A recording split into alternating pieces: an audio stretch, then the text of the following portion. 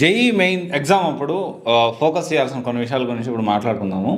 జనరల్గా ఏంటి అంటే జేఈ ఎగ్జామ్ అప్పుడు చాలామంది ఏం ఆలోచిస్తారంటే జేఈ ఎగ్జామ్ ఇప్పుడు నాకు తెలిసి నవంబర్లో ఉంటుంది. సో జనరల్గా ఇయర్లీ 2 టైమ్స్ ఉంటుంది. అయితే దీనికి సంబంధించి ఫస్ట్ ఆఫ్ ఆల్ మనం ఎప్పుడో జేఈ ఎగ్జామ్ ఏదైతే అప్లై చేసినప్పుడు డాక్యుమెంట్స్ అనేవి చాలా జాగ్రత్తగా ప్లాన్ చేసుకోవాలి.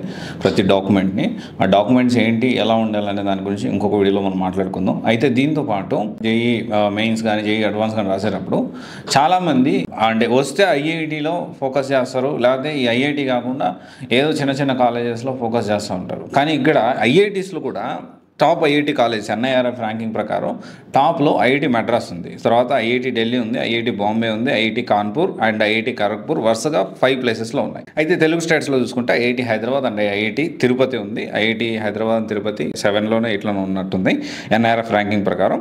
సో ఇక్కడ ప్రతి దాంట్లో అంటే ఐఐటీ మద్రాస్లో 36 కోర్సెస్ ప్రొవైడ్ చేస్తున్నారు. తర్వాత వచ్చేసి 5 ఇయర్ ఇంటిగ్రేటెడ్ కోర్సెస్ కూడా ఇంట్రడ్యూస్ చేశారు ఈ మధ్య. అంటే 5 years integrated, BTech with MTech రెండు కలిపే ఉంటే 5 ఇయర్స్ ఉంటుంది. కాకపోతే అండ్ తర్వాత వచ్చేసి ఏంటి అంటే ప్రతి IIT institution AIML data science అనే కోర్స్ని తీసుకొచ్చారు, లాంచ్ చేశారు. దాంతోపాటు మనకి ఇక్కడ ఐఐటి కాన్పూర్లో చూసుకుంటే బీఎస్సీ కోర్సెస్ ఉన్నాయి, దాదాపు 8 కోర్సెస్ ఉన్నాయి. ఐఐటి ఖరగ్పూర్లో కూడా, ఐఐటి బాంబేలో 26 కోర్సెస్ ఉన్నాయి. సో ఇలా ఒక ఇన్స్టిట్యూషన్లో ఒక ఐఐటి కాలేజెస్లో మల్టిపుల్ కోర్సెస్ ఉన్నాయి. చాలామంది ఏమనుకుంటారంటే ఐఐటీలో సీట్ వస్తే చాలు అనుకుంటారు. కానీ నేను ఏమంటున్నానంటే ఐఐటీలో సీట్ రావడం ఎంత ఇంపార్టెంటో ప్రజెంట్ ట్రెండ్కి తగ్గట్టు అలాంటి రిలవెంట్ సంబంధించిన కోర్సు ఏదైతే ఉందో, ఇప్పుడు ఎగ్జాంపుల్ ఎవరైతే జేఈ ప్రిపేర్ అయ్యి జేఈ అంటే కాలేజెస్ సెలెక్ట్ చేసుకునే విధానంలో కరెక్ట్గా సెలెక్ట్ చేసుకోకపోతే ఖచ్చితంగా చాలా ఇబ్బందులు పడతారు.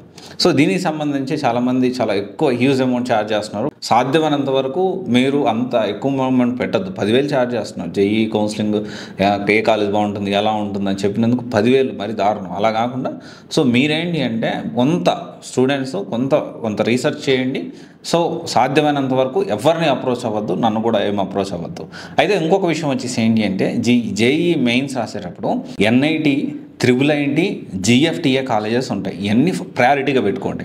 వీటి తర్వాత చాలా కాలేజెస్ ఉంటాయి, డీమ్ టు యూనివర్సిటీస్ అని. సో మళ్ళీ ఇండివిజువల్గా ఎగ్జామ్స్ ఉంటాయి. ఇవన్నీ కూడా మనం ప్లాన్ చేసుకోవాలి. అలా కాకుండా జేఈ మెయిన్స్ రాసాము, క్వాలిఫై కాలేదు, లేకపోతే జేఈ రాసాము, కష్టపడ్డాము, వర్కౌట్ కాలేదు, ఎంసెట్ రాసేసి ఆంధ్ర ఏపీ అయితే ఏపీ ఎంసెట్ రాసి, తెలంగాణ అయితే టీఎస్ ఎంసెట్ రాసేసి ఏదో ఒక కాలేజీలో ఏదో ఒక బ్రాంచ్ తీసేసుకొని జాయిన్ అయిపోతే ప్రజెంట్ ఉన్న సిచ్యువేషన్లో జాబ్ రావడం కష్టం. ఇదైతే ఖచ్చితంగా ఆలోచించండి. ఎందుకంటే ఇప్పుడు నేను చూస్తూ ఉన్నా చిన్న చిన్న కాలేజెస్లో అనుకోవచ్చు, చిన్న కాలేజ్లో గ్రాడ్యుయేట్ చేసి బయటకు వచ్చిన వాళ్ళకి జాబులు రావంటే చాలా కష్టపడాల్సి వస్తుంది. ఓకే, కాలేజ్ క్యాంపస్లో జాబ్ రాకపోతే బయటకు వచ్చి ఓపెన్ మార్కెట్లో జాబ్ తెచ్చుకోవడం అనేది చాలా కష్టం. ఎగ్జాంపుల్ ఇప్పుడు 2026 పాస్ అవుట్ వాళ్ళే వస్తున్నారు. వీళ్ళేంటి 2012, 2013 అంటే 2010 ఒక 14 ఇయర్స్ 15 ఇయర్స్ బ్యాక్ వాళ్ళందరూ కూడా నాన్ ఐటీ నుంచి ఐటీలోకి రావాలనుకునే వాళ్ళతో పోటీ పడాల్సి వస్తుంది. ఓకే, గవర్నమెంట్ జాబ్ ప్రిపేర్ అయ్యి మళ్ళీ ఐటీలోకి రావాలనుకున్న వాళ్ళతో పోటీ పడాల్సి వస్తుంది. మళ్ళీ ఈ ఎవ్రీ ఇయర్ మళ్ళీ 25, 24, 23 ఈ ఫ్రెషర్స్ వీళ్ళతో పోటీ పడాల్సి. ఇంత ఓపెన్ మార్కెట్లో కాంపిటీషన్లో జాబ్ తెచ్చుకోవడం అంటే కొంచెం కష్టమైన విషయమే. ఒకరికి మించి ఒకరి స్కిల్స్ నేర్చుకుంటూ మనం ముందుకెళ్లాల్సిన అవసరం ఉంటుంది. సాధ్యమైనంత వరకు రైట్ కాలేజ్ సెలెక్ట్ చేసుకోండి. సో ఈ 10,000 కట్టి గైడెన్స్ తీసుకోవడం మాత్రం కరెక్ట్ కాదు. మీరు ఆలోచన చేయండి, కొంత రీసెర్చ్ చేయండి. మీకు అర్థం కాకపోతే మన టీం హెల్ప్ చేస్తాము. 10,000 అయితే మేము ఛార్జ్ చేయము. సో మనం హెల్ప్ చేస్తాం, దానికి సంబంధించి మీరు ప్లాన్ చేసుకోవచ్చు. కానీ కొంచెం ప్రాపర్గా ప్లాన్ చేసుకోండి.